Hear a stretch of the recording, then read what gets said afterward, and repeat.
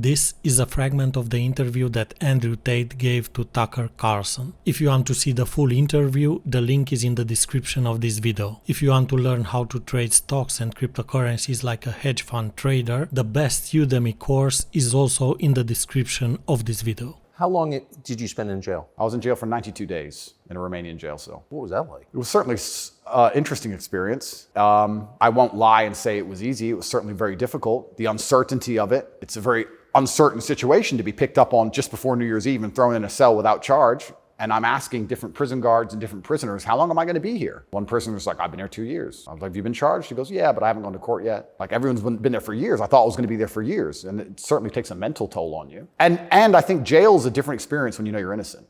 There was a guy in there for murder. He's like, yeah, I murdered someone, I'm in jail. You can your soul and your mind can accept the punishment for a crime. But when you've actually done nothing wrong, I think jail is a lot harder. Did you know why you were there? Not initially. So for about the first 2 weeks, I never actually got told in English what I was accused of because I was arrested on December 29th. There's New Year's. What were the circumstances of that? Yeah, December 29th, 5 a.m. The armed guards ran in this house. They spent all day searching the entire house. They were very interested in electronics, as most federal agencies are. And then they took me that evening and said, we're going to go and put you in jail for 24 hours. And after 24 hours, you see a judge, and the judge will decide if you stay in jail. And the judge decided I should stay in jail. What did you do? I mean, who'd you call? I had a lawyer. And my lawyer came and he said, we need to analyze the case file. We need to see what they have against you. You're being accused of human trafficking. Like, human trafficking? That's insane. Who? When? What? I went to jail and then I was given all this paper in Romanian. I don't speak Romanian, although I live here. And then I was waiting for the translation. So I think it's about 2 weeks before I finally got the papers in English to understand why I was in a jail cell. And then I really understood how insane the accusations were. So just back to the jail thing. So you're in with your brother.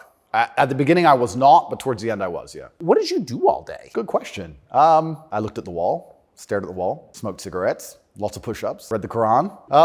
You smoked cigarettes, did push-ups, and read the Quran. Basically, yes. And certainly had some introspective moments. Tried my best to get out. Tried my best to via my small phone calls, understand what's happening in the outside world. Tried to make sure that the people I love and care about are taken care of, because I'm the man of my family and I'm also the man of quite a large, I wouldn't say empire, but life. And there's a whole lot of people who rely on me. You know, you have staff and families, you have children and families. I know the feeling, yeah. So when you're plucked from that, it's kind of strange. You're in jail and you're concerned for yourself, but your primary concerns are also all your duties as a man. I have duties as a man. I don't want children to starve. You've got a whole tribe. I've got people to pay. So it was very, very frustrating, constantly trying to make sure everybody else was okay and feeling helpless. That's what hurt me the most.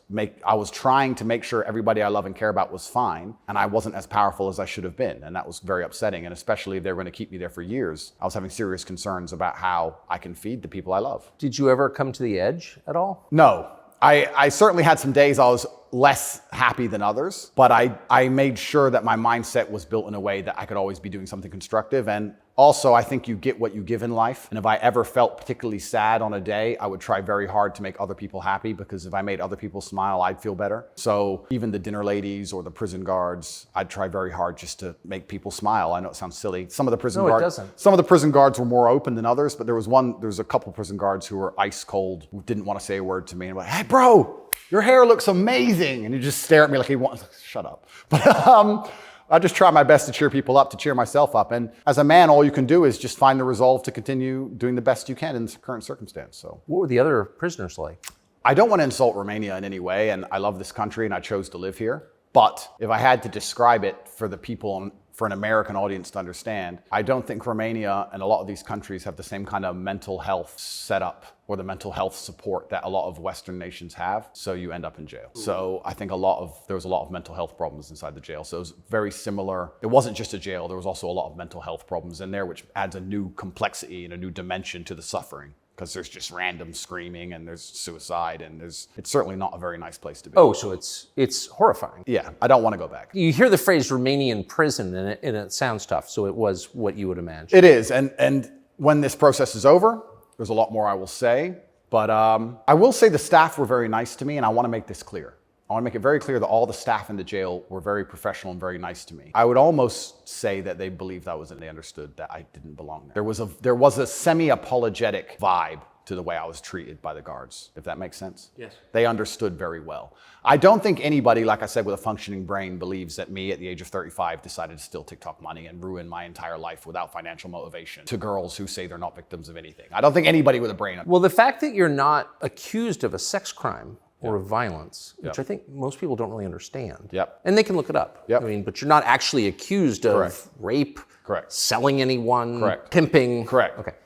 That right there raises a lot of questions. This is a fragment of the interview that Andrew Tate gave to Tucker Carlson. If you want to see the full interview, the link is in the description of this video. If you want to learn how to trade stocks and cryptocurrencies like a hedge fund trader, the best Udemy course is also in the description of this video.